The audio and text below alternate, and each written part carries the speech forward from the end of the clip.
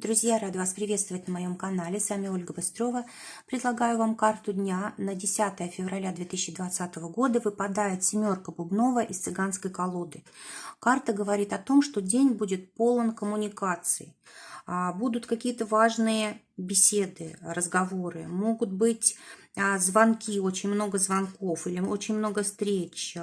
Если нужно будет решить какой-то важный вопрос, важно выслушать обе стороны, да, то есть быть очень внимательным к другим людям. Также карта говорит о том, что может быть для кого-то день долгожданной встречи какой-то, или свидания, или может быть какие-то контакты между людьми не только по работе, да, но и дружеские.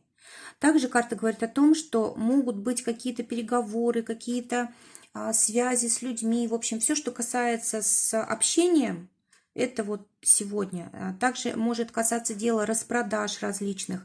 Вообще вот эта карта, она управляется Меркурием.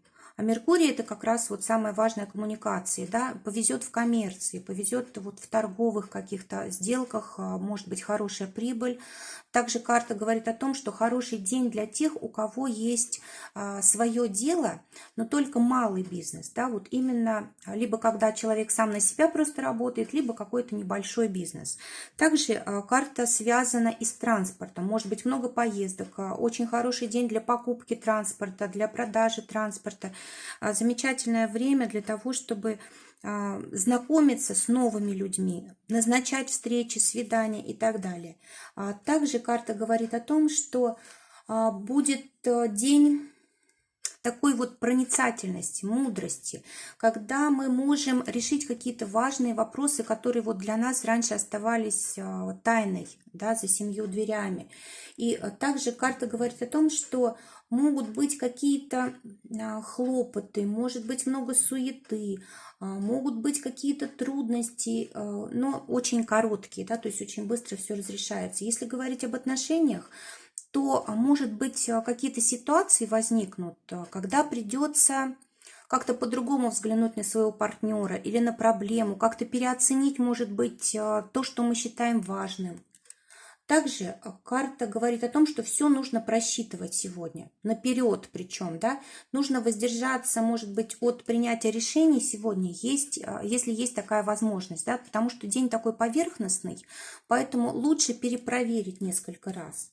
Если можно отложить на завтра, то лучше сделать все-таки так. Ну и, конечно же, может быть, нужно обращать внимание там, на здоровье, на то, чтобы наше тело получало достаточно движения.